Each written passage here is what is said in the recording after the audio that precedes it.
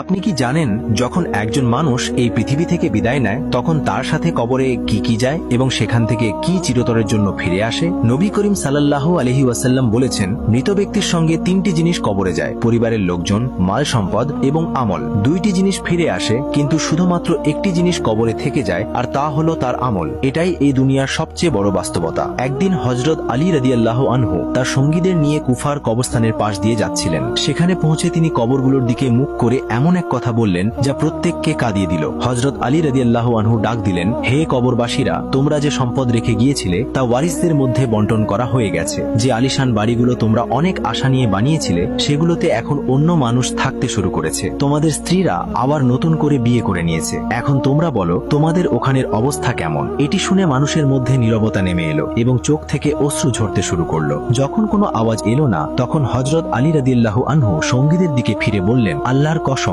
আজ যদি আল্লাহ এই মৃত ব্যক্তিদের কথা বলার অনুমতি দিতেন তবে তারা চিৎকার করে কেবল একটি কথাই বলতো যে দুনিয়া থেকে আখিরাতের জন্য নিয়ে আসা সবচেয়ে উত্তম হলো একমাত্র তাকওয়া। আজ আমরা দুনিয়ার দৌড়ে এতই মগ্ন যে আমাদের মনে হয় এই ধন সম্পদ চিরকাল সাথে থাকবে, কিন্তু কোরআনে আল্লাহ তাআলা বলেছেন, কুল্লু নাফসিন যায়কাতুল মাউত, অর্থাৎ প্রত্যেক প্রাণীকে মৃত্যুর স্বাদ গ্রহণ করতে হবে। এই দুনিয়ার জীবন তো কেবল প্রতারণার সামগ্রী ছাড়া আর কিছুই নয়। আমরা যে সময় এই দুনিয়া গড়তে ব্যয় করছি তার মধ্য থেকে কিছুটা সময় আখিরাতের জন্য ব্যয় করি। কবরে না বন্ধু কাজে আসবে, না সম্পদ, সেখানে শুধু নামাজ, সাদকা এবং নেক আমলি কাজে আসবে। আল্লাহ আমাদের সকলকে আখিরাতের প্রস্তুতি নেওয়ার তৌফিক দান করুন। আমিন।